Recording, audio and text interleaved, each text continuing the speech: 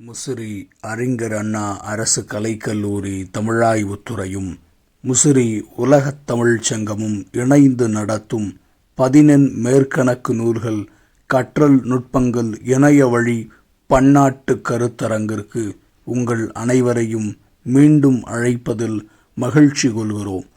இன்றைக்கு மலைபடுகடாம் என்கின்ற கூத்தராற்றுப்படையை விளக்குகிறார் திருச்சிராப்பள்ளி பெரியார் ஈவேரா கல்லூரியினுடைய மேனாள் தமிழ் பேராசிரியர் முனைவர் சுப்பிரமணியன் ஐயா அவர்கள்.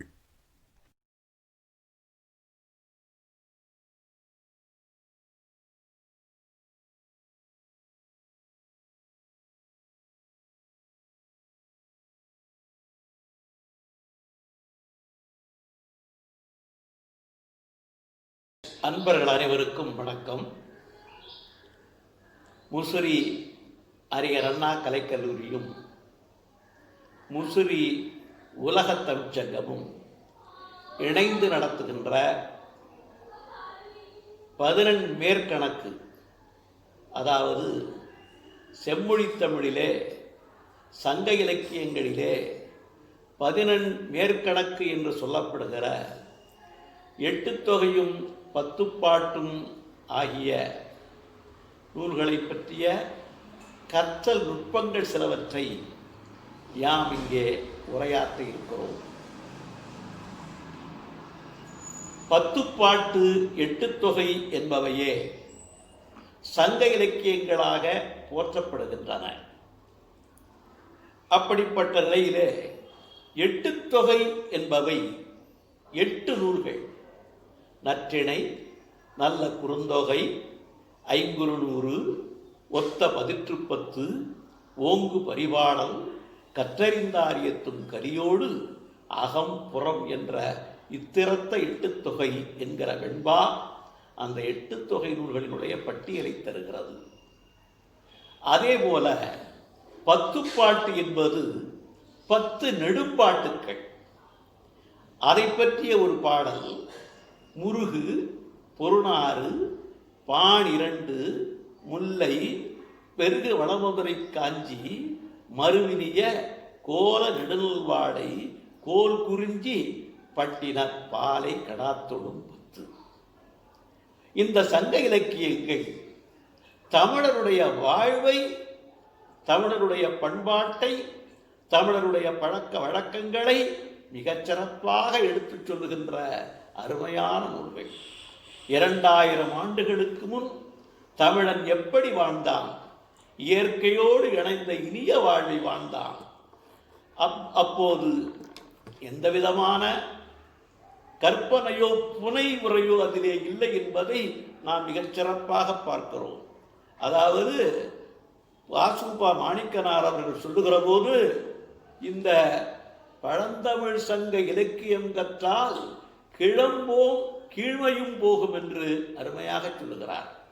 அப்படிப்பட்ட சங்க இலக்கியத்தில் 10 பாட்டை பற்றி சொல்லுகிற போது நம்முடைய சுந்தரம் பிள்ளை அவர்கள் 10 பாட்டாரிமனம் பற்றினார் பற்றுவரோ எத்துணையும் பொருட்கிசையும் இலக்கணமில் கற்பனையே.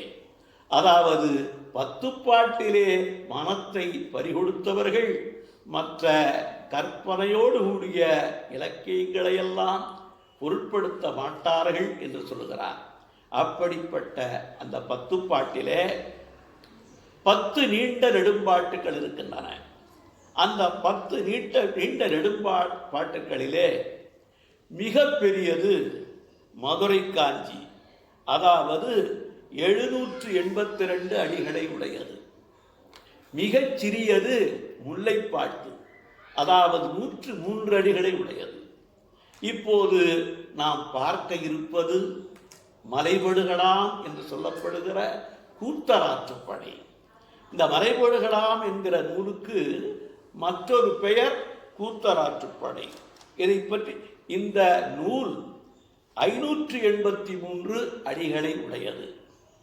அதாவது ஒரு பரிசு பெற்ற கூத்தன் ஒருவன் பரிசு பெற இருக்கின்ற மற்றொரு கூத்தனை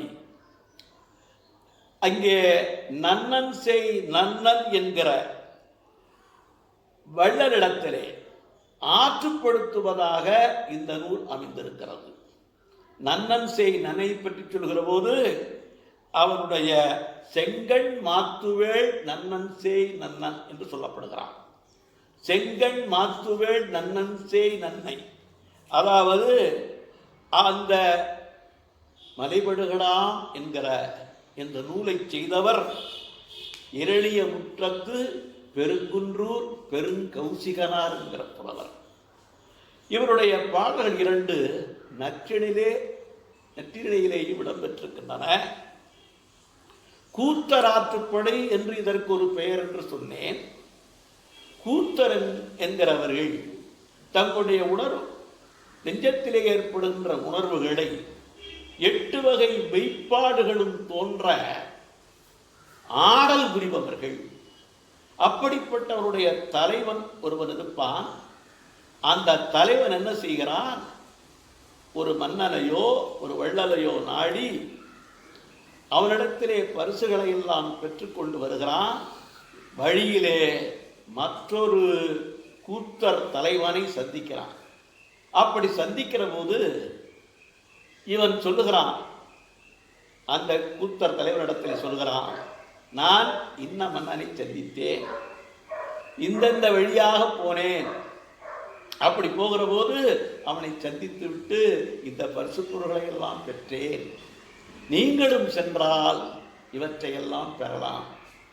அதை இப்படி இதுக்கு பேர் ஆற்றுப்படை என்று பெயர்.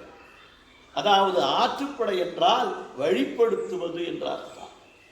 இதை பற்றி தொல்காப்பியம் சொல்லுகிற போது கூத்தரும் பாணரும் பொருணரும் விரலியும் ஆற்றிடை காட்சி உரளத் தோன்றி பெற்ற பெருவளம் பெறார்க்கு அறிவுரி சென்று பயனெதிர சொன்ன பக்கமும் என்று சொல்லுகிறான். அதாவது பரிசில் பெற்றவர்கள் பரிசில் பெறாதவர்களுக்கு வழிகாட்டுவது வழிப்படுத்துவது என்று பொருள். இதில் நாம் பார்க்க இருக்கிற இந்த மலைபடு கடாம் என்பது ஒரு அந்த பாடலே இருக்கின்ற ஒரு தொடரை வைத்துக்கொண்டு இந்த பாட்டுக்கு பெயர் அமைந்திருக்கிறது. அந்த பாட்டிலேயே இடம்பெறுகின்ற ஒரு தொடர் தான் மலைபடு கடாம் என்பது. அதாவது அலகை தவிர்த்த எண்ணரும் பிறத்த மலைபடுகடாம் மாதிரத்து எம்பும். அதாவது பல்வேறு ஒலிகள் கேட்கின்றன. அந்த மலைப்பகுதியிலே பல்வேறு ஓசைகள் கேட்கின்றன. இது இந்த ஆசிரியர் ஒரு 19 வகையான ஓசைகளை சொல்கிறார். அந்த ஓசைகள் எப்படி இருக்கிறது என்றால், பல எண்ணிலடங்கா யானைகள் எழுப்புகின்ற ஓசை போல் இருக்கிறது. அதாவது மலைபடுகடாம் மாதிரத்து எம்ப என்கின்ற அந்த அடியிலே இருக்கிற அந்த மலைபடுகடாம் என்பதுதான்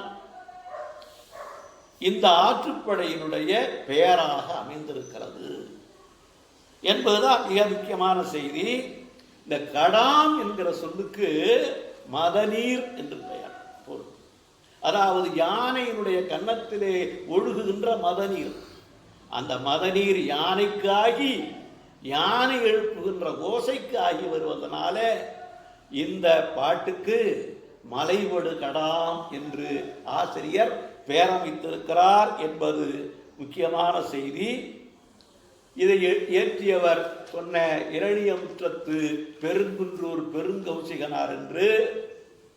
இதில் இதை மாதிரி பெயரமைப்பது என்பது மதுச்சுப்பத்தில் கூட ஏறா ஏணி தசும்பு துளங்கு இருக்கை என்றெல்லாம் பாட்டிலே இடம்பெறுகின்ற அந்த தொடரை வைத்து பெயரமைப்பது என்பது ஒரு பழமையான ஒரு மரபாக இருந்திருக்கிறது. அந்த வகையிலே மலைபடுகடாம் என்கிற இந்த தொடர் பாட்டிலே இடம்பெற்றிருக்கிற தொடரே பாட்டினுடைய பெயராக அமைந்திருக்கிறது. ஆகையினால பாடப்பற்றம் பற்றி சொன்னோம்.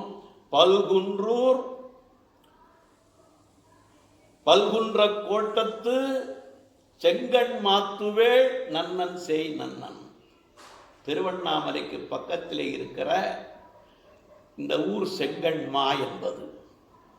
அந்த செங்கண்மா என்பது செங்கைமா ஆகி இப்போது செங்கம் என்ற பெயராலே வழங்குகிறது.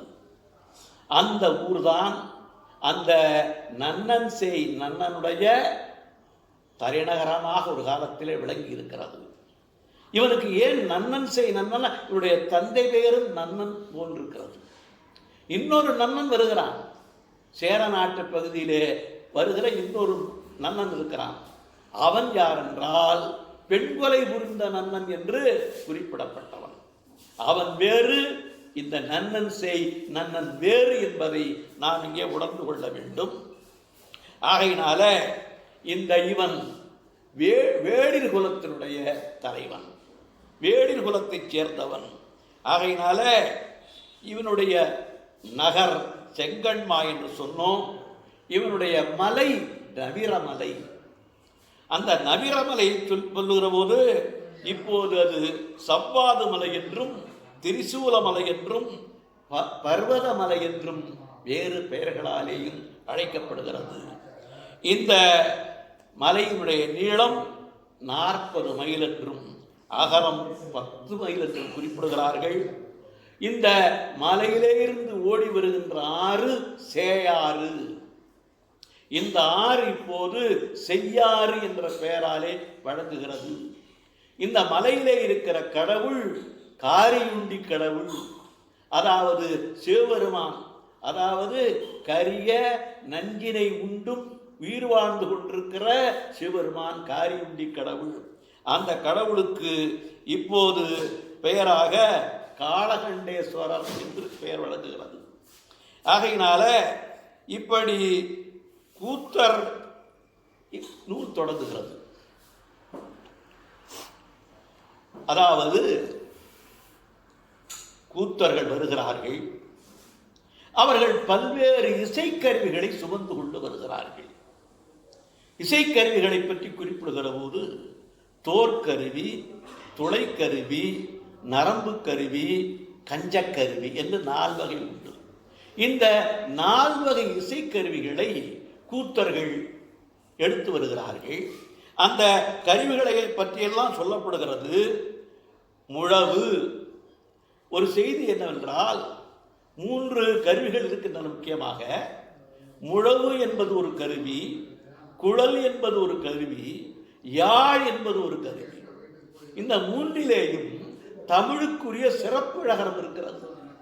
ஆகையினால இந்த 3 கருவிகளும் தமிழனுக்குரிய இசைக்கருவிகள். இதுல 10 வகையான இசைக்கருவிகளை இந்த கூத்தர்கள் சுமந்து வருவதாக ஆசிரியர் சொல்லுகிறார். 10 வகையான இசைக்கருவிகள்ல ஒன்று முழவு, இன்னொன்று ஆகுளி என்கிற சிறுவரை, இன்னொன்று பாண்டில், கோடு, தூம்பு, குறுந்தூம்பு, குழல், தட்டை, எல்லரி, பதலை. இப்படிப்பட்ட 10 வகையான இசைக்கருவிகளை அவர்கள் சுமந்து கொண்டு வருகிறார்கள்.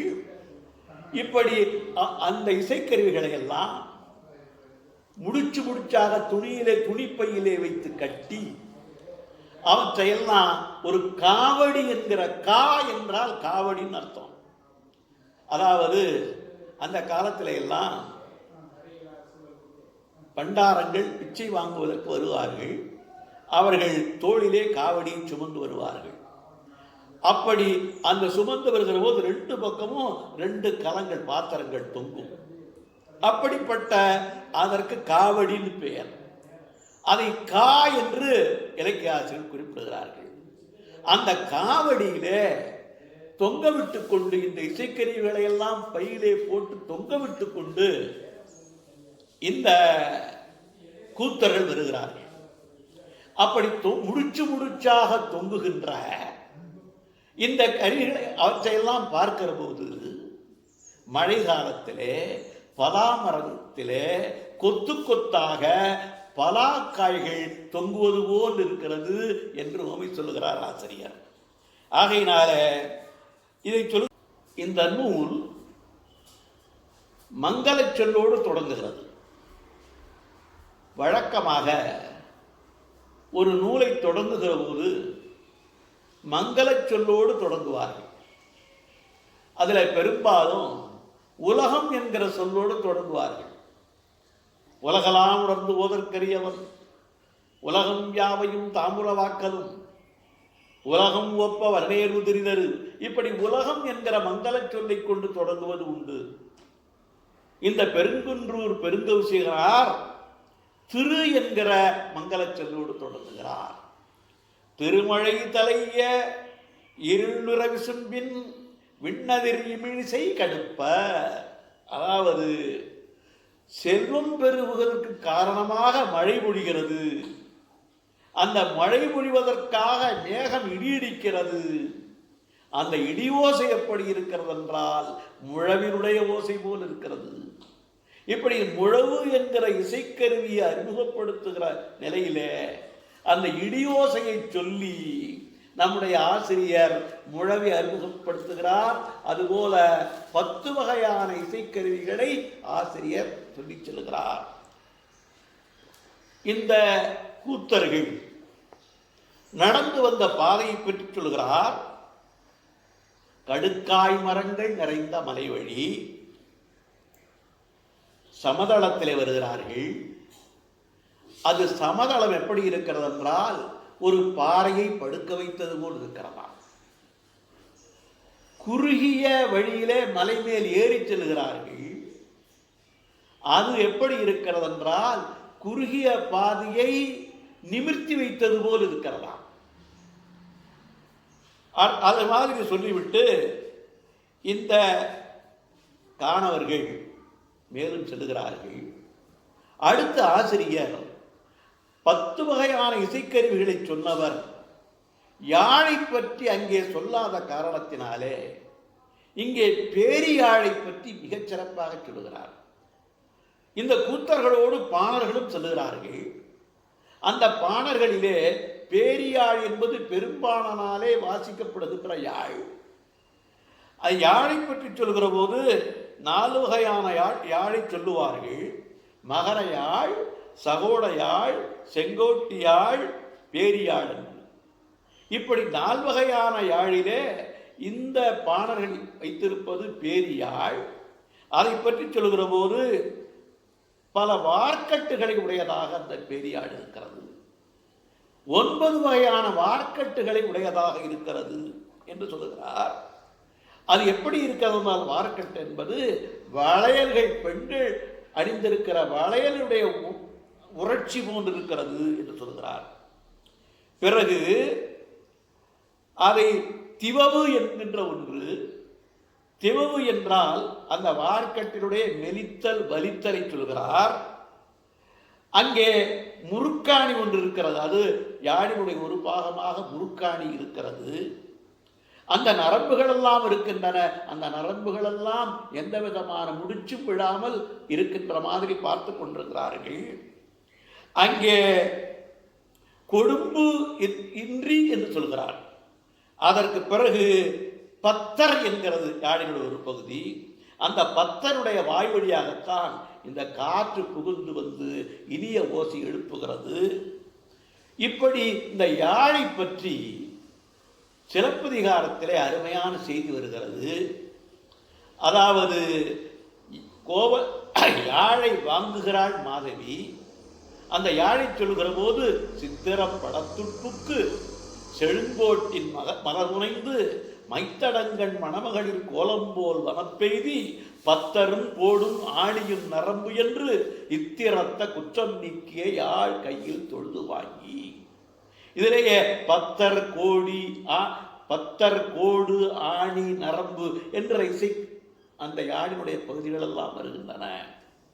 அப்படிப்பட்ட நிலையில இந்த பெண்கள் விரலியர்கள் செல்கிறார்கள். அந்த விரலியர்கள் என்ன செய்கிறார்கள்? மலை வழியாக கடுமையான பாதை கடந்து செல்கிறார்கள்.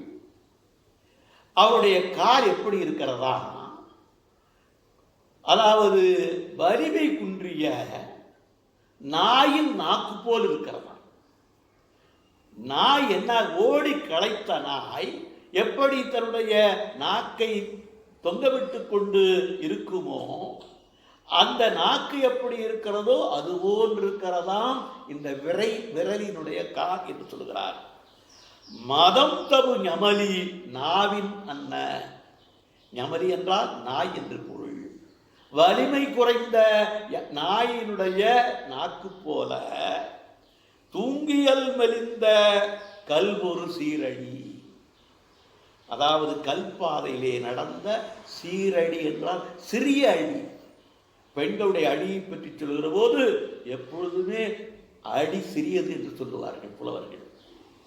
நுதல் நெற்றி சிறியதாக இருக்கிறதோ, நுதல் அடி நுசுப்பு என மூவழி சிறுகி என்று கலித்தொகை சொல்லுகிறது. நெற்றி, இடை, இந்த பாதம் மூன்றும் சிறிதாக இருக்க வேண்டும். அது மாதிரி இந்த பெண்ணினுடைய விரலினுடைய காரை சொல்லுகிற போது சீரடி. இடங்கோவடிகள் சொல்லுவார், வண்ண சீரடி மண்மகள் அறிந்திலை. அது மாதிரி இந்த விரலியருடைய கண்கள் மானோடு மாறுகின்ற மகிழ்ச்சியினுடைய கண்கள் என்று சொல்கிறார். அவர்கள் என்ன செய்கிறார்களா, தங்கள் கூந்தலை தாழ்த்தி விட்டு கொண்டு கூத்தரை புடை சூழ்ந்து அந்த விரலியில் நிற்கிறார்களா. அதற்கு பிறகு இவர்களை பார்க்கிறான். பரிசில் பெற்ற கூத்தன் இவர்களை பார்க்கிறான். ரொம்ப இளைப்பாரி போய் அப்படியே வருகிறார்கள். அவர்களை பார்க்கிற போது சொல்கிறான், அவர்கள் எப்படி இருக்கிறார்களா, கயம்புக்கன்ன பயம்படு தண்ணீழல். நீரிலே நடந்து வந்தது போல இந்த நிழலிலே தங்கி இருக்கின்ற அந்த கூத்தர்களை பார்த்து கலம்பெரு கண்ணுளர் ஒக்கல் தலைவர். பல்வேறு விதமான இசைக்கருவிகளை வைத்திருக்கின்ற கூத்தருடைய தலைவனே என்று பரிசில் பெற்ற கூத்தன் பரிசில் பெற இருக்கின்ற கூத்தர் தலைவனை விழிக்கிறான். இங்கே ஒரு அருமையான சொல்லை கண்ணுளர் என்கிற சொல்லை பயன்படுத்துகிறார் ஆசிரியர். கண்ணுளர் என்றால் அதாவது பிறருடைய உணர்வுகளை வாங்கிக் கொண்டு தாங்கள் வாங்கிக் கொண்டு வெளிப்படுத்துகின்ற ஆற்றலுடையவர். தங்கள் வாங்கிக் கொண்டு வெளிப்படுத்துகின்ற ஆற்றலுடைய இந்த கூத்தர்களை கண்ணுளர் என்று ஆசிரியர் குறிப்பிடுகிறார். கூத்தர் தலைவன் சொல்கிறார், தூமலர் துவன்றிய கரைபொருடிவப்பின் மீமிசை நல்யாறு கடற்படர்ந்தாங்கு யாம் அவன் நின்று வருதும். அதாவது மலையிலே இருந்து ஓடி வருகின்ற கடல், மலையிலே இருந்து ஓடி வருகின்ற ஆறு கடலிலே எப்படி கலக்கப் போகிறதோ அதுபோல யாம் நன்னன் செய் நன்னனுடைய அரண்மனையிலே இருந்து நாங்கள் வருகிறோம். அவள் வருகிறது கூட ஒரு ஆறு மலையிலே இருந்து ஓடி வருவதைப் போல நாங்கள் வருகிறோம் என்று சொல்கிறான். அதனால நீங்கள் என்ன செய்யுங்கள், எப்படி கனி மிகுந்த மரத்தை நாடி பறவைகள் செல்லுகின்றனவோ அதுபோல செல்வந்தனாகிய நன்னன் செய் நன்னனை நாடி நீங்களும் செல்லுங்கள். கனிமொழி கானம் கிளையொடு உணிய, கனிமொழி கானம் கிளையொடு உணிய அந்த செல்லுகின்ற பறவை கூட்டம் போல நீங்களும் நன்னனிடம் செல்லுங்கள் என்று சொல்லி அவனை பற்றி சொல்கிற போது, நன்னனை பற்றி சொல்கிற போது, புனைதார் பொறிந்த வண்டுபடு மார்பில், தார் என்றால் மாலை, அந்த மாலையிலே எல்லாம் வண்டுகள் மொய்க்கின்றன. வண்டுகள் மொய்க்கின்ற மாலையை மார்பிலே அடித்தவன், வானை முனை எழில் முலை வாங்கமை திரள் தோள், மலர்போல் மழைக்கண் மங்கையர் கணவன். அதாவது அழகிய மார்பகங்களை உடைய, திரண்ட தோடினை உடைய, மலர் போன்ற கண்களை உடைய மங்கையர் தலைவன். இதிலே ஒரு குறிப்பு என்னவென்றால், அந்த காலத்திலே மன்னர்கள் பல மங்கையரை மனைவியராக கொண்டிருந்தார்கள். அதனாலே மங்கை கணவ என்று சொல்லாமல் மங்கையர் கணவ என்று குறிப்பதனாலே இந்த நன்னன் செய் நன்னனுக்கும் பல மனைவியர் இருந்திருக்கிறார்கள் என்பதை நம்மாலே உணர முடிகின்றது. அதே போல இன்னொரு செய்தி சொல்கிறார், நீங்கள் அவனை புகழ்ந்து பாடி பரிசலை பெறுங்கள். எப்படி என்றால், உழவர்கள் விதையை விதைத்து இறுதியிலே அறுவடை செய்வார்கள். அதுபோல நீங்கள் புகழை விதைத்து பரிசலை பெறுங்கள். அதாவது இசை நுவல் வித்தின் நசையேர் உழவர்க்கு புது நிறை வந்த புனலம் சாயல். அந்த உழவர்க்கெல்லாம் பரிசலை கொடுக்கின்ற நீர் போன்ற இனிமிக்கவன் நன்னன் செய் நன்னன் என்றெல்லாம் சொல்லி அங்கே அவர்கள் சொல்லுகிறார்கள், நல்ல வேளையாக எங்களை பார்த்துட்டு செல்கிறீர்கள், இது ஒரு நல்ல நிமித்தம். அதாவது பரிசில் பெற்று வந்திருக்கிற எங்களை பார்த்துவிட்டு நீங்கள் நன்னன் செய் நன்னனை காணப்போகிறீர்கள் அல்லவா, இது ஒரு நல்லதொரு நிமித்தம் பெற்றிருக்கிறீர்கள். இதன் மூலமாக நமக்கு தெரிகின்ற ஒரு செய்தி, அந்த காலத்திலேயே நிமித்தம் பார்க்கின்ற ஒரு பழக்கம் நம்முடைய மக்களிடத்திலே இருந்திருக்கிறது. அதற்கு பிறகு வழியை பற்றி எல்லாம் வழி இந்த நூலை பற்றி சொல்ல வேண்டுமானால் இதை ஒரு விருந்து நூல் என்று சொல்லணும். அவன் சொல்லுகிறான், பரிசில் பெற்றவன் சொல்லுகிறான், இந்த வழியாக போங்கள், இந்த வழியாக போன இந்த நிலம் வரும், மேட்டு நிலம் வரும், மருத நிலம் வரும், முல்லை நிலம் வரும், அங்கே எல்லாம் நீங்கள் விருந்தினை பெறுவீர்கள். அங்கே இருக்கிற மக்களெல்லாம் உங்களை வரவேற்று வேண்டிய அளவு உங்களுக்கு கொடுத்து உங்களை உபசரிப்பார்கள் என்று சொல்கிறார். இந்த விருந்து பேணுதல் என்பது நம்முடைய தமிழ் பண்பாட்டிலே ஊறிப்போன ஒன்று. அதனால்தான் திருவள்ளுவர் விருந்தோம்பலை பற்றிய ஒரு அதிகாரம் பாடியிருக்கிறார். செல்விருந்து ஓம்பி வருவிருந்து பார்த்திருப்பான் நல்விருந்து வானத்தவர்க்கு. இந்த விருந்து என்கிற சொல்லுக்கு புதுமைன்னு பொருள் தொல்காப்பியம் சொன்னது. அதனால என்ன என்றால், இவர்களெல்லாம் புதிதாக போகிறவர்கள், முன்பின்னே அறிமுகமாகாதவர்கள். இப்படி முன்பின்னே அறிமுகமாகாத புதிதாக செல்கின்ற இந்த விருந்தினரை வரவேற்று அவர்களுக்கு வேண்டிய உணவுகளை எல்லாம் கொடுக்கின்ற ஒரு பெரிய பேருள்ளம் கொண்டவர்களாக நம்முடைய முன்னோர்கள், நம்முடைய தமிழ் மக்கள் இருந்திருக்கிறார்கள் என்பதை இந்த மலைபடுகளால் நமக்கு உணர்த்துகிறது என்பதை நாம் இப்போது பார்க்க போகிறோம். வழியினுடைய தன்மைகளை எல்லாம் சொல்லுகிறான். திரும்ப நன்னன் எப்படிப்பட்டவன் சொல்றான். பலர் புறங்கண்டு அவர் அருங்கலம் தறி, பலரை தோற்கடித்தவன், அவரிடத்தில இருந்து அணிகலன்களை எல்லாம் பெற்றவன். அதையெல்லாம் என்ன செய்யணும், புலவோர்க்கு சுரக்கும் அவன் ஈகை மாறியும். எடுத்த எடுப்பிலேயே நன்னனுடைய பெருமையை, நன்னனுடைய புகழை, நன்னனுடைய கொடையை சொல்லி அவர்களை மகிழ்ச்சிப்படுத்துறான். இப்படிப்பட்டவன் நீங்களும் போனால் உங்களுக்கும் எல்லாம் கிடைக்கும் என்கிறார் பொருளிலே. புலவோர்க்கு சுரக்கும் அவன் ஈகை மாறியும். ஈகை என்கிற சொல்லுக்கு பொன் என்று பொருள். ஈகை மாறி என்றால் மழை போல அந்த பொன்னை வழங்குகிறவன். மழையைத்தான் நம்முடைய முன்னோர்கள் சொல்லுவார்கள். அதாவது கொடைக்கு உண்மை சொல்கிற போது மழையை சொல்வது உண்டு. கைமாறு வேண்டா கடப்பாடு மாறி மாட்டு எந்நாற்றும் கொல்ல உலகு என்பார் வள்ளுவர். மழையும் பாரி மன்னனையும் இணைத்து பாடுவார் கபிரர். பாரி பாரி என்று பலையேற்றி ஒருவர் புகழ்வர் சென்னா புலவர், பாரி ஒருவன் மன்னன் மாறியும் உண்டு இன்று உலகு புறப்பதுவே என்று பாடுவார். ஆகையினால கொடையை பற்றி சொல்லுகிற போது மழை ஓமை சொல்லுவது மரபு. அதே போல இங்கேயும் சொல்லுகிறார், ஈகை மாறியும். பொன்னை மழை மாறுகிறாராம். இகழுனர் பிணிக்கு மாற்றலும். இகழ்ந்து பேசுபவர்களை வசப்படுத்துகின்ற ஆற்றலுடையவன். புகழுனர்க்கு அரசு முழுது கொடுப்பினும் அமரா நோக்கமுழு. அருமையா சொல்றாரு.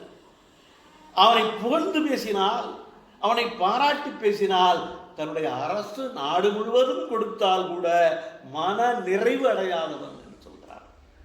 அரசு முழுது கொடுப்பினும் அமரா நோக்கமுழு தூத்துளி பொழிந்த பொய்யாவாணி. துளி துளியாக மழையை பொழிந்த பொய்யாத வானத்தை போல. பொய்யாத வானம் என்றால் எப்போது மழை வேண்டும் என்று நாம் நினைக்கிறோமோ அப்போது பொழிகின்ற வானம் தான் பொய்யா வானம். யான் வான் பொய்ப்பினும் தான் பொய்யா மலைத்தலைய கடற்காவிரி புனல் பறந்து புன் கொழிக்கும் என்றார் பட்டினப்பாலை ஆசிரியர். அதாவது அவர் சொல்லுகிறார், வான் பொய்க்காது, அப்படி பொய்த்தால் கூட காவிரி ஆறு வற்றாது, அப்படிப்பட்ட காவிரி பெருமை உடையது என்று பட்டினப்பாலையிலே பேசுகிறார். ஆகையினாலே வீயாது சுரக்கும் அவன் நாள்மகள் இருக்கை.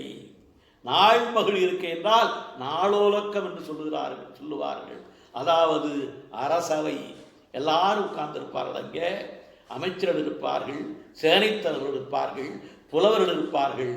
இவன் சிம்மாசனத்தில் வீற்றிருப்பான். அந்த பேரவைதான் நாளோலக்கம் என்பது. அப்படி இந்த நாளோலக்கத்தில் இருந்து கொண்டு எல்லாருக்கும் அவன் வேண்டியவற்றை கொடுத்து பிறரை மகிழ்விக்கக்கூடியவன் என்பதை சொல்கிறார். பிறகு செல்ல வேண்டிய வழியை சொல்கிற போது மலையடிவாரத்தில் போக வேண்டும். அதாவது பரிசில் பெற்றவன் பரிசில் பெறாதவர்களுக்கு வழிகாட்டுகிறான். மலையடிவாரத்திலே செல்ல வேண்டும். அந்த மலையடிவாரத்திலே கொல்லைகள் இருக்கின்றன. அந்த கொல்லைகளிலே பல்வேறு விதமான பயிர்கள் விளைந்திருக்கின்றன. அதாவது மழை பெய்தால் போட்டது முளைக்கக்கூடிய அளவிற்கு அந்த வளப்பமான மண். அங்கே அவர் சொல்லுகிறார், என்னெல்லாம் விளைகின்றன என்று. முசுண்டை கொடி, அந்த முசுண்டை கொடியினுடைய மலர்கள் எப்படி இருக்கின்றனவாம், கார்த்திகை விண்மீன்களைப் போல் இருக்கின்றன. ஓமையை வாரி தெளிக்கிறார் இந்த ஆசிரியர். எதற்கெல்லாம் ஓமை? முசுண்டையினுடைய மலர் இருக்கின்றன, அது அவையெல்லாம் கார்த்திகை விண்மீன்களைப் போல் இருக்கின்றன. அதற்கு பிறகு சொல்லுகிறார்கள், அதாவது நீலமணி போன்ற எள் எப்படி இருக்கிறதா, நீலமணி போன்ற எள். மிகுடி நோய், மிகுடி என்பது ஒரு நோய் சொல்கிறார். இந்த பயிர்களை பற்றுகின்ற ஒரு நோய் பெயரை இவர் சொல்லியிருக்கிறார், மிகுளி என்பது. பல இப்போது விவசாயிகள் பல்வேறு விதமான நோய்களுடைய பெயர்களெல்லாம் சொல்லுவார்கள். அதுபோல் அந்த காலத்தில் மிகுளி என்று சொல்கிறார்.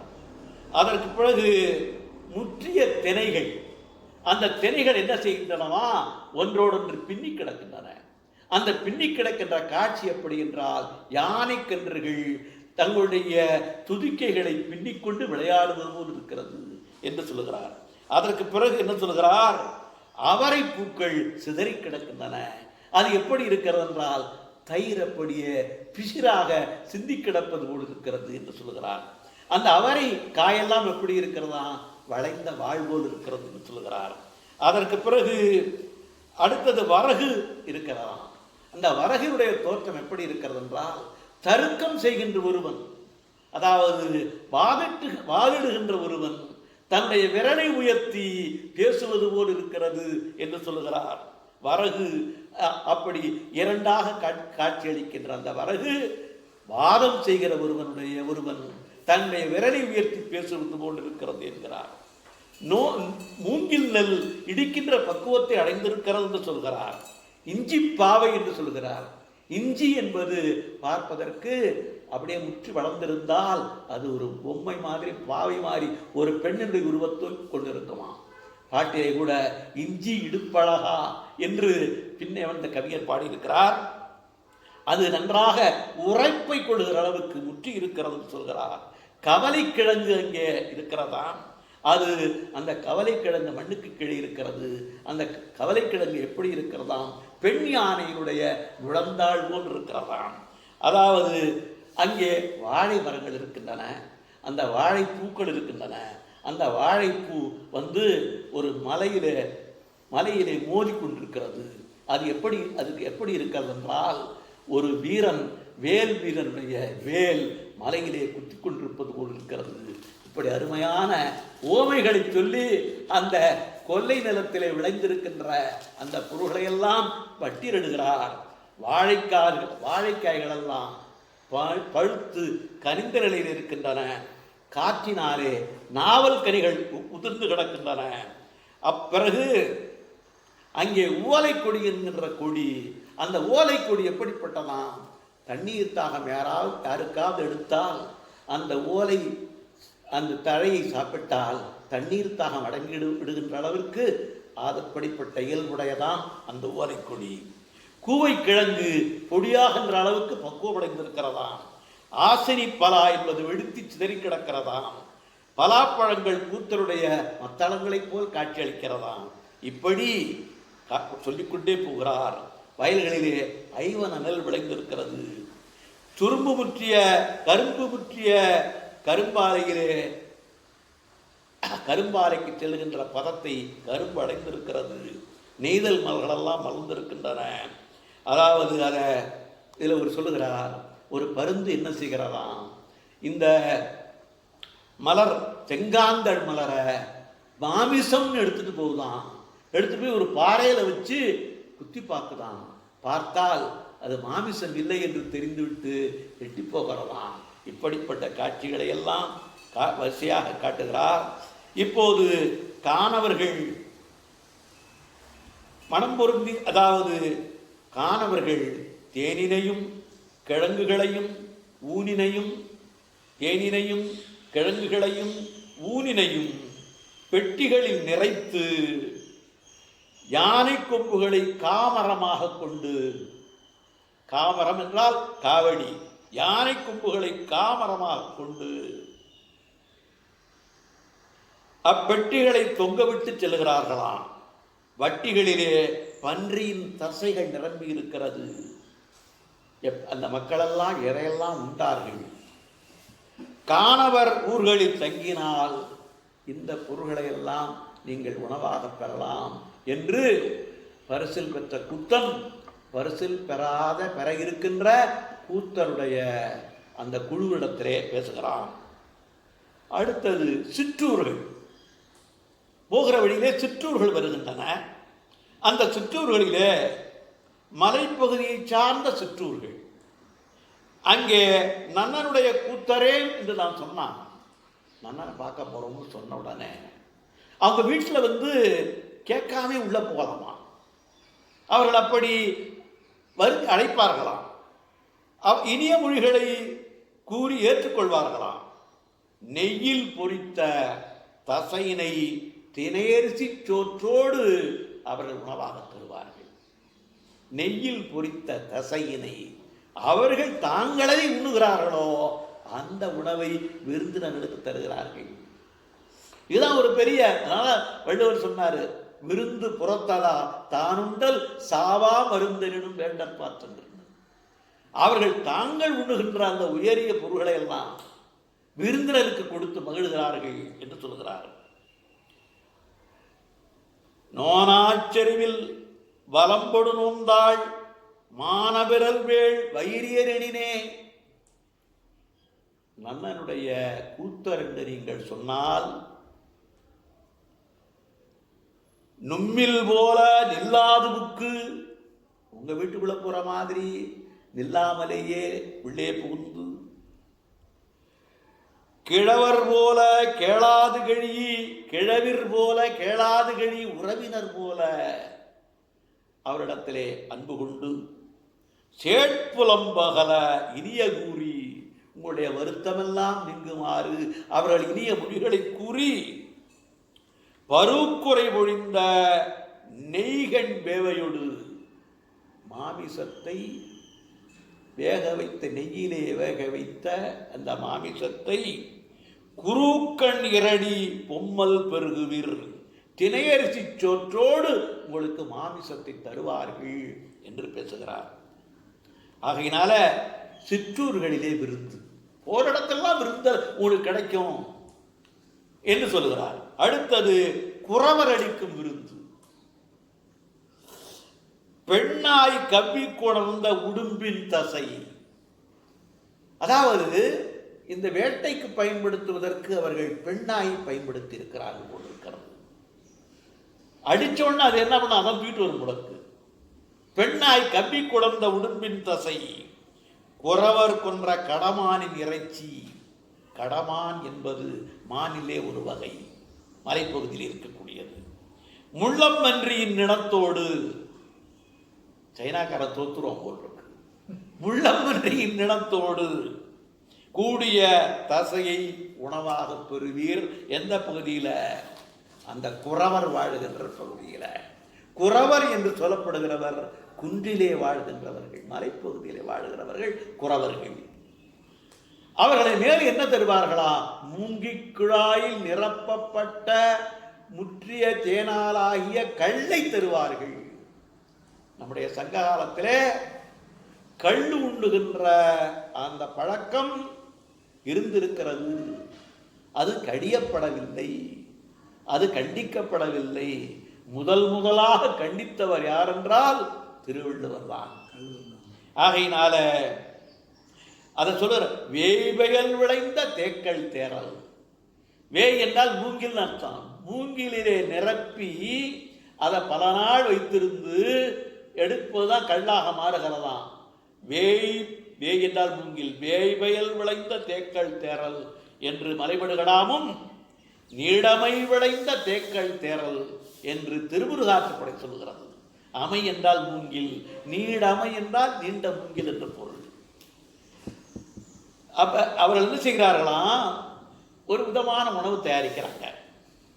பலாப்பழ கொட்டையின் பலாப்பழ கொட்டையை மாவாக்கி புளியம்பழச்சாறு ஆகியவற்றை உலையாக வைத்திருக்கிற மோரில் விடுறது.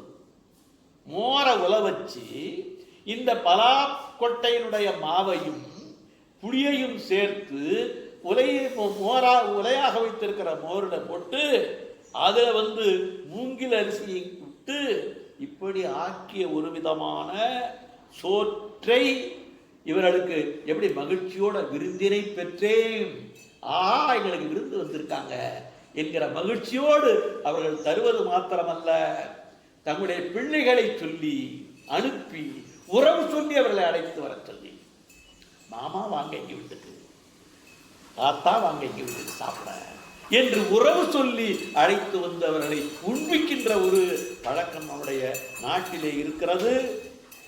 மேலவர்கள் என்ன சொல்லி தருகிறார்கள்? மலைபடு பொருள்களை எல்லாம் பரிசாகவும் தருகிறார்கள்.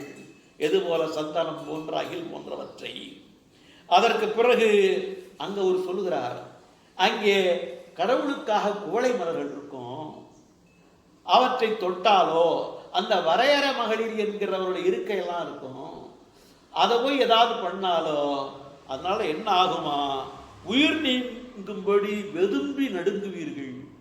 இப்படிப்பட்ட ஒரு நிலையும் அந்த காலத்தில் இருக்கிறது. சில மலர்கள் கடவுளுக்குரிய மலர்கள், அவற்றை தொடக்கூடாது. சில இடம் தெய்வத்துக்குரிய இடம், அந்த இடத்துக்கு போகக்கூடாது. இப்படியெல்லாம் சொல்லுகின்ற ஒரு பழக்கம் அந்த காலத்தில் இருந்திருக்கிறது என்பதை நாம் உணர்ந்து கொள்கிறோம். கூத்தர்களை பரிசில் பெற்ற கூத்தன் பரிசில் பெற இருக்கிற கூத்தர்களை பார்த்து சில எச்சரிக்கைகள் கொடுக்கிறார். எச்சரிக்கைகள், அதான் நீங்க போகிற போது கவனமா போகணும், சில இடையூறுகள் ஏற்படும், சில தடங்குகள் இருக்கும், உங்களை சில பேர் தாக்க வருவார்கள், அவர்கள் தாக்க வேண்டும் என்று தாக்க மாட்டார்கள், இயல்பாக வேற விலங்கு வேட்டையாடுவதற்காக ஏதாவது வைத்திருப்பார்கள், அது உங்களை பாதிக்கும் அப்படிலாம் சொல்றாரு. திணைப்புணத்தில் பன்றிகள் என்ன செய்யும்? திணைப்புணத்தை அழிக்கும். அந்த பன்றிகளை வேட்டையாடுவதற்காக கற்பொறிகளை வைத்திருப்பார்கள். அந்த கற்பொறிகளில் உங்களை அடித்தார் அடிக்கும், அதனால் இரவில் செல்லாதீர்கள்.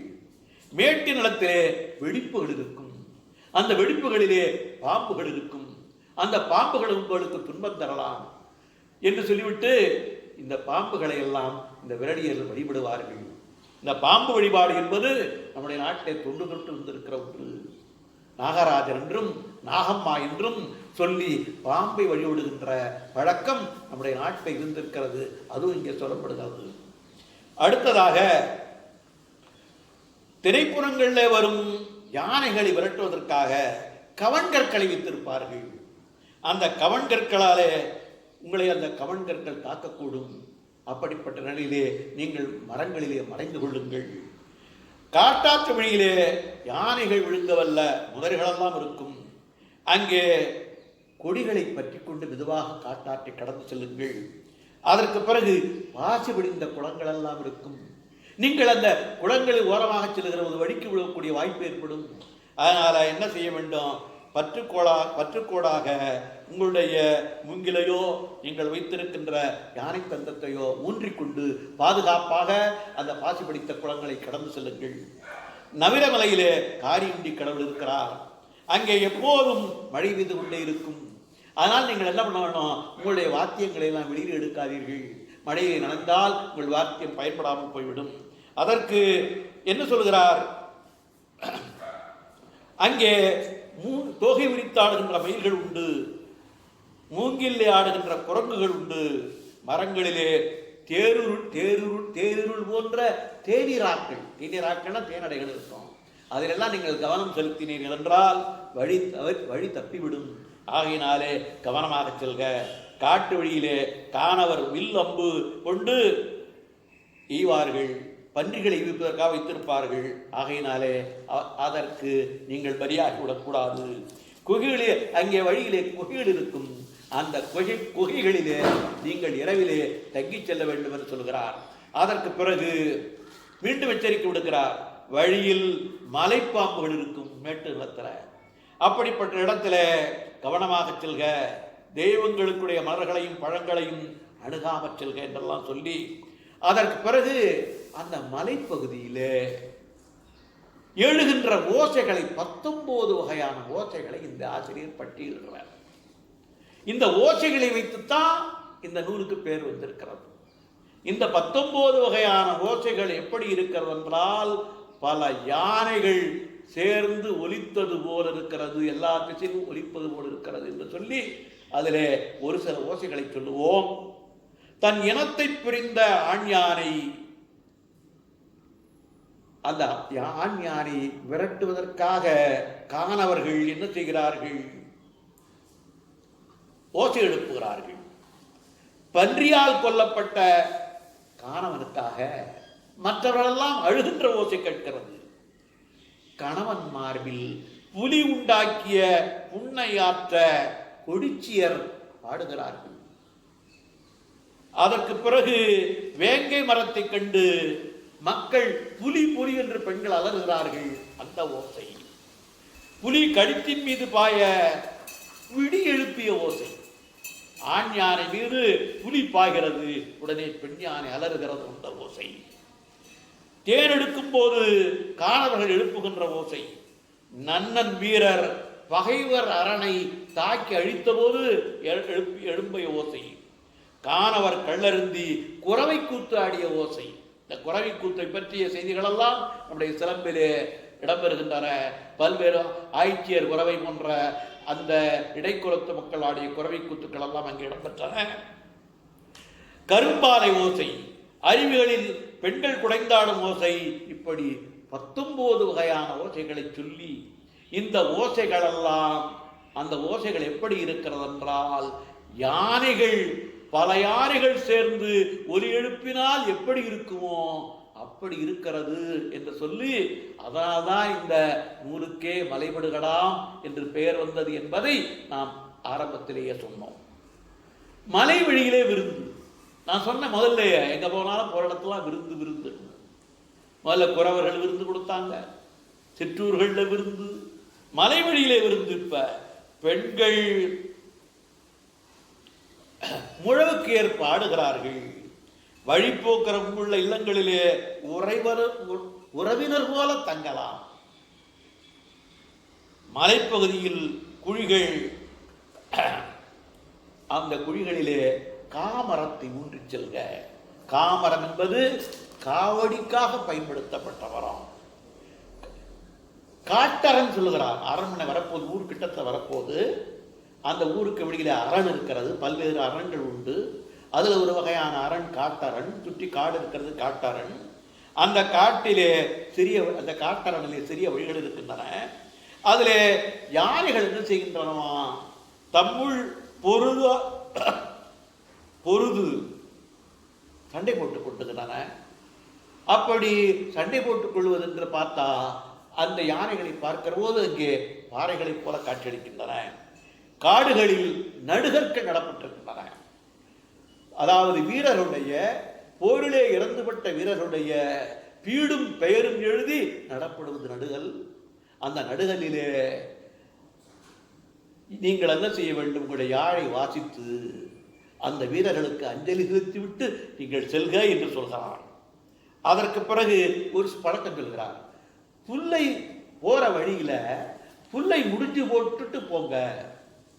இந்த புல்முடி என்பது அடையாளம். பின்ன வரவங்களுக்கு தெரியும், ஆக இதுதான் பாதை, தான் போது போலருக்கு. அதை பாதையை அடையாளம் காட்டுவதற்காக நீங்கள் என்ன செய்யுங்கள், புல்முடி போட்டு விட்டு செல்லுக. திரும்ப நீங்க வருகிற போது கூட, திரும்பி வருகிறதோடு அது பயன்படலாம் என்ற செய்தியை சொல்றாரு. அதாவது பாலை வழியிலே சொல்லுகிற போது அடுத்து சொல்றாரு, கோவலர் குடியிருப்பு. கோவலர் என்றால் இடையர்கள், ஆடு மாடு வளர்ப்பவர்கள். அவர்கள் என்ன செய்கிறார்கள், பாலை, தயிர், வெண்ணெய் முதலானவற்றை தாங்களும் உண்ணுகிறார்கள், மற்றவர்களும் கொடுக்கிறார்கள். முல்லை நிலத்துக்குரியவர்கள் இந்த கோவலர்கள். இங்கே அவர்களும் விருந்தேற்கிறார்கள். இவர்களை விருந்தாக ஏற்றுக்கொண்டு வெண்மையான பாலை தருகிறார்கள். அந்த வெண்மையான பாலை அவர்களுக்கு அவர்கள் இரவு தங்கினால் அவர்களுக்கு பார்ச்சோறு தருகிறார்கள். அவர்கள் படுப்பதற்கு ஆட்டினுடைய தோலை படுப்பதற்கு தருகிறார்கள் என்றெல்லாம் சொல்கிறார். வேடர் உபசரிக்கிறாராம். எப்படி என்றால், கொடியோள் குணவன் கொடியோள் கணவன் படதரும் எனினே. கொடியோள் கணவனாகிய அந்த நன்னன் செய் நன்னனை நாங்கள் பார்க்க போகிறோம் என்று சொன்னால், தடியும் கிழங்கும் தண்டினர் தரி, மாமிசத்தையும் கிழங்கையும் அவர்கள் தந்து, ஓம்புனர் அல்லது உடற்றுனர் இல்லை. அவர்கள் உங்களை காப்பார்களே தவிர உங்களோடு பகைத்துக் கொள்ள மாட்டார்கள். யாரென்றால் வேடர்கள். வேடர்கள் என்றவுடனே ஐயோ அவர்கள் இல்லம்பெல்லாம் வைத்திருப்பார்கள் என்று நீங்கள் கவலைப்பட வேண்டியதில்லை. என்றால் நீங்கள் மன்னனை காண செல்கிறீர்கள் என்று தெரிந்தவுடனே அவர்கள் உங்களுக்கு எல்லாவற்றையும் செய்து தருவார்கள். மேட்டு நிலத்திலே உபசரிப்பு வந்தாச்சு. ஒரு பகுதியாக மேட்டு நிலத்துக்கு வந்தாச்சு. இங்கே அவரை, மூங்கிலரிசி ஆகியவற்றான புளிங்கூழும், கரிவிராவிய சோறும். கரிவிராவிய சோறு, ஊந்துவை அடிசில் என்று புறநானூறு சொல்லுகிறது. அதாவது அது இப்பொழுது பிரியாணி என்ற பெயராலே வழங்குகிறது. கருவிராவிய சோறும் தினையின் இடியல் உணவாக பெறலாம். புல்வேய் குரம்பை, புல்லாலே வேயப்பட்ட கூரைக்கு புல்வேய் குரம்பை. தங்கி விடியலில் நிமித்தம் பார்த்து புறப்படுக. முதலே சொன்னோம், நிமித்தம் பார்ப்பது என்பது ஒரு மரபு இருந்திருக்கிறது, அதை சொல்லுகிறார். அடுத்தது மருத நிலம். எல்லாம் வந்தாச்சு, மலையெல்லாம் தாண்டி கீழே வந்தாச்சு, காடு தாண்டியாச்சு, வயலும் வயல் சார்ந்த இடமும் மருத நிலம். இந்த மருத நிலத்திலே எல்லாம் வரிசையாக சொல்லி கொண்டு போகிறான். பரிசு பெற்ற கூத்தன். வயல் இருக்கிறது, காஞ்சி மரங்கள் இருக்கின்றன, அங்கே விளை நலங்கள், அருகம்புல் அங்கே வளர்ந்திருக்கிறது மருத நிலத்தில். வலை வீசுவோர் பெரிய கழுத்தை உடைய வாழை மீனை கொண்டு வந்து தருகிறார்கள். இந்த வாழை மீனுக்கு மருத நிலத்தில் குளத்தில் தான் அதெல்லாம் கிடைக்கும், கடலில் வாழை மீன் கிடைக்காது. இந்த வாழையை பற்றி சொல்லுகிற போது பாரதிதாசன் சொல்லுவார், பாண்டியனின் வாழை ஒத்த வாழை அதை பக்குவம் கெடாது வருப்பாயே என்று ஒரு கணவன் மனைவியிடத்தில் சொல்வதாக பாரதிதாசன் வைப்பார். அதாவது அந்த வாழ் மாதிரி இருக்குமா, அந்த வாழ் போல இருப்பதனால அந்த மீனுக்கே வாழைன்னு பேர். அதே போல இந்த குளத்து பகுதியில், ஆற்று பகுதியில் இருக்கிற மற்றொரு மீன் வரால் மீன், அதையும் சொல்லுகிறார். தூண்டில் போட்டு பிடித்த வரால் மீன். அது எப்படி, அது புகவை சொல்றாரு, பெண் யானையின் துதிக்கை போல.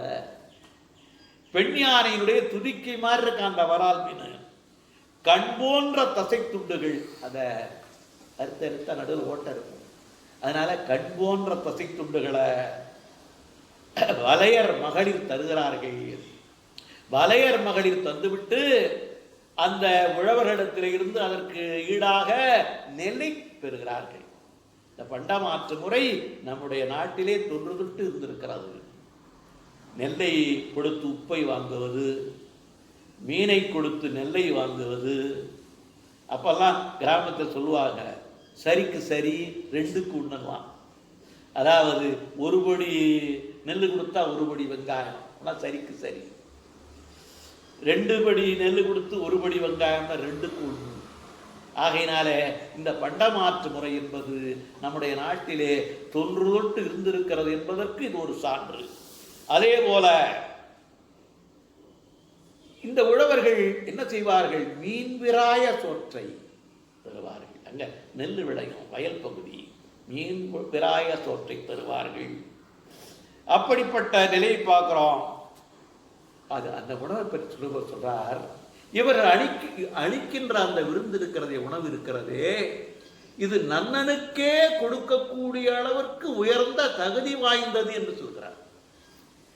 ஒரு மன்னனுக்கே கொடுக்கின்ற அளவுக்கு ஒரு சிறப்பான உணவு என்று சொல்கிற போது நன்னனுக்கு ஐனி சான்னு, ஐனினா உணவு, நன்னனுக்கே பொருந்துகின்ற அளவிற்கு இந்த உணவு மிக உயர்ந்த உணவு என்பதை சொல்கிறார்.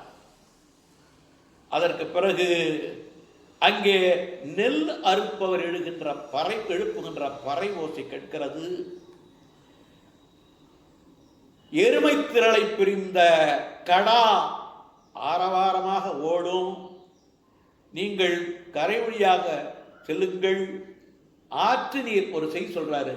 அங்கே ஆறு ஓடுகிறது, சேயாறு. அப்போது அதற்கு பெயர் சேயாறு, இப்போது அதற்கு பெயர் செய்யாறு. அது அந்த நவிரமலையிலே இருந்து வருகிறது.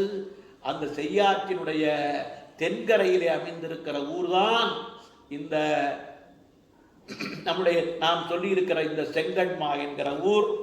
இங்கே இப்ப நன்னனுடைய மூதூருக்கு வந்தாச்சு. இவ்வளெல்லாம் தாண்டி போயிட்டீங்க, மூதூர் வந்து விட்டது. மூதூர் என்றால் பழமையான ஊர். இதை பற்றி சொல்லுகிற போது தொன்று தொட்டு மக்கள் அங்கே வாழ்கிறார்கள். பதியேழறியா பழங்குடி. அங்க இருக்க யாரும் ஊரை விட்டு கிளம்பி போக மாட்டாங்க, அப்படிப்பட்ட ஊரு. அங்கே அந்த ஊரை பற்றி சொல்கிற போது நிதியம் துஞ்சும் நிவந்தோங்கு வரைப்பின், நிதியம் அங்கே செல்வம் கொழிக்கிறதா. பதியழல்லறியா பழங்குடி கெழிய வியலிடம் பெறா விழுப்பெரும் நியமத்து. கடை வீதி இருக்கு, பெரிய அகலமான கடை வீதி இல்லை, குறுகலான கடை வீதி இருக்கிறது. யாரென கிடந்த தெரு. இந்த ஓமை சங்க இலக்கியங்களில் பல இடத்திலே வருகிறது. பெரிய வீதி, இரண்டு பக்கமும் பெரிய பெரிய அரண்மனைகள், பெரிய பெரிய வீடுகள், அந்த இடையிலே தெரு இருக்கிறது என்றால் அதை சொல்லுகிற போது ஆரண கிடந்த அகல் நெடுந்தெரு என்று சொல்வது ஒரு மரபு. அதே போல யாரென கிடந்த தெருவின் சாறு என இகழுனர் வெறும் கவலை மகிழி. சாறு என்றால் விழா என்று பொருள். விழா அங்கே நடக்கிறது. கடல் என ஒலிக்கும் சும்மையோடு மலை என மழை என மாடம் ஓங்கி. மாடம்னா மாட வீடுகள். அதை மாட வீடு என்பது தான் இப்போ நாம் மாடி வீடு மாடி வீடுன்னு சொல்கிறோம். அதாவது அந்த காலத்திலே பல மாடங்கள் வைத்து வீடுகள் அமைத்திருக்கிறார்கள். மலை என மழை என, மலை மாதிரி இருக்க மேகம் மாதிரி உயர்ந்திருக்கான். மாடம் ஓங்கி துணிதீர் காதலின் இனிதவர்ந்துரையும் பனிவார்காவின் பல்வண்டு இமிரும் நனிசேய்த்தன்று அவன் பழவிரல். மூதூர் வந்துட்டீங்க, எவ்வளவு தூரம், ரொம்ப தூரத்தில் இல்லை, பக்கத்திலே தான் அந்த ஊர் இருக்கிறது என்று சொல்லுகிறார். அந்த மூதூர் மகளிர், அந்த மூதூர் மக்கள் எப்படி விருந்து செய்கிறார் என்பதை ஒள்ளிய வாழினுடைய மறவர் பகைவர் தலையை துணிப்பார்களாம். அப்படிப்பட்ட வீரர்கள் அங்கே இருக்கிறார்கள். அந்த அந்த துணித்த தரைகளிலே மருந்துகள் வந்து அமருமா. அந்த வீரர்கள் எல்லாம் தங்களுடைய வேலினையெல்லாம் அந்த அரண்மனையினுடைய வாயில் கோபுரத்திலே சாத்தி வைப்பார்களாம். நீங்கள் போனா ஐயூராமல் உள்ளே போகலாம், உங்களை பார்த்த உடனே யாரும் தேக்க மாட்டாங்க, மன்னனிடத்திலே பரிசு பெறுவதற்காக வருகின்ற கூத்தர்கள் நீங்கள் என்பதை அவர்கள் தெரிந்து கொண்டு எந்த விதமான தடையில்லாமல் உங்களை உள்ளே விடுவார்கள், உங்கள் மீது பரிவு கொள்வார்கள். அவன் நன்னன் சொல்கிற போது முருகரை போன்ற ஆற்றலும் அழகுடையவன். சங்க இலக்கியத்தில் முருகொத்தியே முன்னியது முடித்தறிந்து வரும். அதாவது ஒரு மன்னனை சொல்கிற போது நீ நினைத்ததை முடிப்பதிலே முருகனை போன்றவன். அதே போல அழகுக்கு சொல்லுகிற போது முருகன் என்ற சொல்லுக்கே அழகு என்று ஒரு பொருள். அதை இங்கே சொல்லுகிறார். நாடி வந்த உங்களை இனிதாக பார்ப்பார்கள். அங்கே இருக்கிறவர்களெல்லாம் நீங்கள் விருந்தினராக ஆயிட்டீங்க. அங்கே அரண்மனை வாயில்ல பல்வேறு பொருள்கள் திரண்டு இருக்குமா. அதாவது பகை மன்னர்கள் திரையாக கொண்டு வந்து கொடுத்த மிகுதியான பொருள் அங்கே இருக்கு. அது ஒரு பெரிய பட்டியலே சொல்றாரு. எப்படி சொல்கிற போது பல்வேறு விதமான விலங்குகள் எல்லாம் தரலாம். புதுசு புதுசா யானை, குதிரை, ஆமாம், கரடி, தகர், இப்படிப்பட்ட விலங்குகள்லாம் கொண்டாந்து கொடுத்துருக்கலாம். அதே போல பல்வேறு விதமான பழங்கள், பலா, மா, ஆசினி, சந்தனம் முதலான பொருட்களை தர்றான். அப்புறம் பல்வேறு விதமான கொடிகள், அப்புறம் பல்வேறு விதமான நவமணிகள். அதே போல எப்படி சேரன் செங்குட்டுவனை காண வந்த குன்றக்குறவர்கள் பல்வேறு விதமான பொருள்களை எல்லாம், பரிசு பொருள்களை எல்லாம் கொண்டு வந்து அங்கே நிறைத்திருந்தார்களோ, அதுபோல இந்த நன்னன் செய்தனுடைய அரண்மனை முற்றத்திலே பிற மன்னர்கள் கொண்டு வந்த திரைப்பொருள்கள் நிரம்பி கிடந்தன என்பதை பட்டியலிட்டு காட்டுகிறார் நம்முடைய பெருங்கௌசிகனார். அது குடமலை அருமையா சொல்றாரு. குடமலை பிறந்த தன்பெருங்காவிரி கடல் மண்டு அழுவத்து கயவாய் கடுப்ப. இந்த பொருளெல்லாம் வந்து குவிஞ்சு கிடக்கிறது எப்படி இருக்கிறது என்றால், காவிரியானது கடைசியிலே போய் அந்த கடலுடைய ஆழத்திலே போய் சேருவது போல இந்த பொருளெல்லாம் வந்து இங்கே குவிந்து கிடக்கின்றன என்று சொல்கிறார். விரலியர்கள் நன்னனை போற்றுகிறார்கள். அரண்மனை முற்றத்திலே மேகம் போன்ற யானைகள், விரலியர்கள் இருக்கிறார்கள். கடவுளை முதலே வாழ்த்தி பாடுகிறார்கள். கூத்தர்கள் நன்னனை புகழ்ந்து பாடுகிறார்கள் யாழிலே. வஞ்சினம் குறையாத புகழுடையோர் வழியில் வந்தவன், கொடைக்கட நிறுத்த தொல்லோர் மரபினை அடியொற்றி செல்பவன், எவ்வம் உரையாமுன் ஈயும் இயல்பினான். தன்னுடைய துன்பத்தை சொல்வதற்கு முன்னே அவன் கொடுப்பானான். அவர் அருமையா முகமன் கூறுறான், நீங்க எவ்வளவு தூரம் வந்தீங்க, என்னை காண வந்தீர்களே, அதுவே போதும், புகழுரை வேண்டாம் என்பது போல சொல்கிறான். நசைதர வந்தது சாலும், விருப்பத்தோடு என்னை நீங்கள் காண வந்ததே போதுமானது, வருத்தமும் பெரிது. தூரம் நடந்து பல்வேறு வழிகளை கடந்து துன்பப்பட்டு வந்திருக்கிறீர்களே, அதே பெரிதாயிற்றே என்று கூறி நாடோலக்கத்திலே அவர்களை கொண்டு போய் இருத்துவான். வந்த விருந்தினரை ஏற்காத மன்னர்கள் இருக்கின்ற அப்படிப்பட்ட நாட்டிலே இவன் வித்தியாசமானவனாக இருக்கிறான். பரந்திடம் கொடுக்கும் விசும்பு நோய் உள்ளபோது நயந்தினர் சென்று நும்மினும் தான் பெரு. அருமையா சொல்றாரு. நீங்கள் அவனை கண்டு எவ்வளவு மகிழ்ந்தீர்களோ அதை விட அதிகமாக உங்களை கண்டு அவன் மகிழ்வான். நீங்கள் அவனை பார்த்த உடனே ஆஹா நமக்கு பரிசில் கிடைக்கப் போகிறது என்று மகிழ்வீர்கள் அல்லவா. ஐயோ இப்படி வந்திருக்கார்களே, நம்மை நாடி வந்திருக்கிறார்களே, இவர்களுக்கு அள்ளி அள்ளி கொடுக்க வேண்டுமே என்கிற உணர்ச்சியோடு அவன் மகிழ்ச்சியா இருப்பான்றாரு. வந்த உள்ளவோடு அமர்ந்து இனிது நோக்கும். என்னென்னலாம் கொடுக்கிறான், ஆடை கொடுக்கிறான். அந்த ஆடைகள் எல்லாம் எப்படி இருக்கிறதா, இழை நுழைந்த இடம் அறியாத, 100 சேர்ந்ததே தெரியாம இருக்கான். அப்படி 100 ஆடை உடுத்து கொள்ள கொடுக்கிறான். பழைய ஆடையை எடுத்து விட்டு புத்தாடை அணிய கொடுக்கிறான். அதை பற்றி சொல்கிற போது இழை மருங்கரியா நுழைநூர் கலிங்கம், பெண்ணாய் கொடர்ந்த பசிய நடத்தை உடைய தசைகளோடு வெண்ணல் அரிசி சோற்றை நீங்கள் அங்கே பெறலாம். முடுவல் தந்த, முடுவல் என்கிற ஒரு சொல்லுங்கே ஆளப்பட்டிருக்கிறது. முடுவல் என்பதற்கு பெண்ணாய் என்று பொருள். முடுவல் தந்த பைனின தடியோடு, தடி தடிங்கிற சொல்லு மாமிசத்தை குறிக்கிறது. நெடுவெண் நெல்லின் அரிசி முட்டாது தலைநாளன்ன புகழோடு. நீங்க எத்தனை நாள் தங்கினாலும், முதல் நாளிலே எப்படி உங்களை அன்போடு நடத்தினானோ, முதல் நாளிலே உங்களை எப்படி இனிமையோடு பார்த்தானோ, அதே மாதிரி அன்போடு வழி சிறந்து பல நாள் நிற்பினும் பெருகுவீர். நீங்க பல நாள் தங்கினா கூட உங்களுக்கு எல்லா விதமான உபசரிப்புகளும் மிகச் சிறப்பாக நடக்கும். எங்கள் ஊருக்கு செல்வோம் என்று நீங்கள் கூறினால் நும்முள் தலைவன் தாமரை மலைய தலைவனுக்கு பொற்றாமரையை அணிவிப்பான். விரலியர் சீர்கள் சிறப்பின் விலங்கிழை அணிய விரலியர்களெல்லாம் அருமையான அணிகலன்களை அணிந்து கொள்வார்கள். நீரிய கண்ண நிறை செலல் நெடுந்தேர், தண்ணி ஓடுற மாதிரி ஓடக்கூடிய விரைந்து ஓடக்கூடிய நீண்ட நெடிய தேர்களை தருவான். வாரிக்கொள்ளா வரை மருள் வேளம், பிடிச்சிட்டு வரல, அங்கே அவற்றையெல்லாம் வேட்டையாடி கொண்டு வந்த யானைகளை எல்லாம் தருவான். கரங்குமணி துவைக்கும் ஏருடை பெருதிரை, மணி ஒலிக்கின்ற பசு காளையோடு கூடிய பசுக்கூட்டங்களை தருவான். அதெல்லாம் அவன் கொடுக்கின்ற பரிசு பொருட்கள். புலம்படை பொறித்த கொய்சுவர் புறவி, அதாவது பொன்னாலையாகிய சேனத்தை உடைய மயிர் கொய்யப்பட்ட புறவிகள்.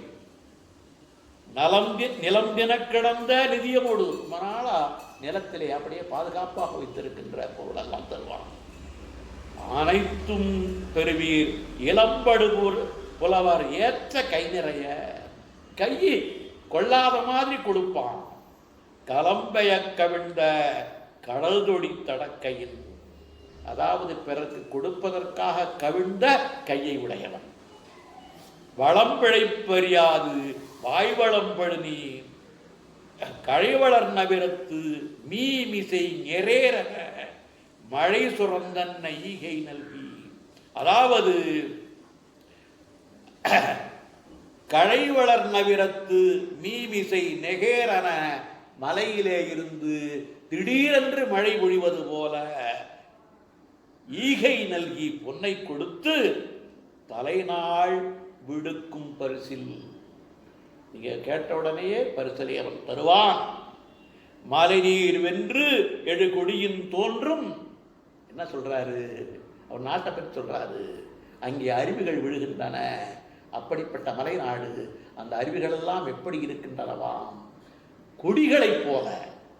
கொடிகளைப் போல காட்சி அளிக்கின்றன அந்த அருவிகள். வென்றழு கொடியின் தோன்றும் குன்று சூழ் இருக்கை நாடுகளவோனே என்று இந்த மலைபடுகளாம் நிறைவு ஆகிறது. இதில் அருமையான ஓமைகள் சிலவற்றை ஆசிரியர் கையாண்டிருக்கிறார். அதை நாம் இங்கே சொல்லுகிறோம். வழியை சொல்கிற போது படுத்து வைத்தன்ன பாறை மருங்கின் எடுத்து நிறுத்தன்ன இட்டரும் சிறுநறி. பாறை படுத்தது போன்று இருக்கிறது ஒரு பாதை, எடுத்து நிறுத்தியது போன்று இருக்கிறது ஒரு பாதை. பாயிருள் நீங்க பகல் செய்யா எழுதரும், இருட்டை போக்குவதற்காக எழுந்த சூரியனைப் போல ஞாயிறு அன்ன அவன் வசையில் சிறப்பும். ஞாயிற்றை போன்ற குற்றமில்லாத சிறப்பு. அகலிரு விசும்பின் ஆள் போல வாரிதின் விரிந்த புன்கொடி முசுண்டை, அந்த முசுண்டை மலர்களெல்லாம் மலர்ந்திருப்பது கார்த்திகை மலர்கள் மலர்ந்திருப்பது போன்றிருக்கிறது.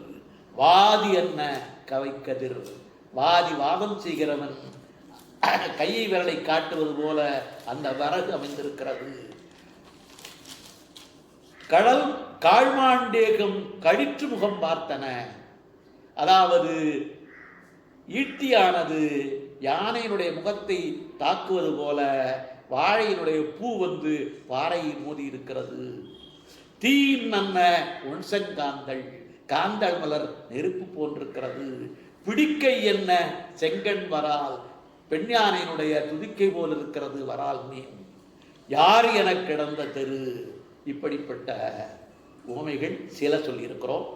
நம்பிக்கைகள் என்று தெய்வம் விரும்பும் குவளை மலரை தொட்டாலும் வரையறை மகளிர் இருக்கை கண்டாலும் உயிர் நீங்கும்படி வெதும்பி வருந்த நேரிடும். எல்லாம் நம்பிக்கைகள். ஒரு இடத்திலிருந்து புறப்படும் போது நிமித்தம் பார்த்து புறப்படுவது, விரலியர் பாம்புகளை வழிபடுவது, தாவரங்கள் விலங்குகள் எல்லாம் ஒரு பெரிய பட்டியலே இருக்கிறது. புதுவிதமான தாவரங்கள் கடுக்காய் மரங்களை சொல்கிற போது கடுக்காய், நாவல், வாழை, பெரும்பாலான மரங்கள் இப்பொழுது இருக்கின்றன. மா, பலா, ஆசினி, மூங்கில், சந்தனம், அகில், ஆல், காஞ்சி. செடிகொடிகள் என்று பார்க்கிற போது முசுண்டை, ஏனல், தினை, வரகு, ஐவன வெண்டல், வெண்சிறுகடுகு, இஞ்சி, கவலைக்கிழங்கு, உவலைக்கொடி, கரும்பு, நெய்தல், செங்காந்தள், சண்பகக்கோரை, அருகு, புன்னை, திலகம்.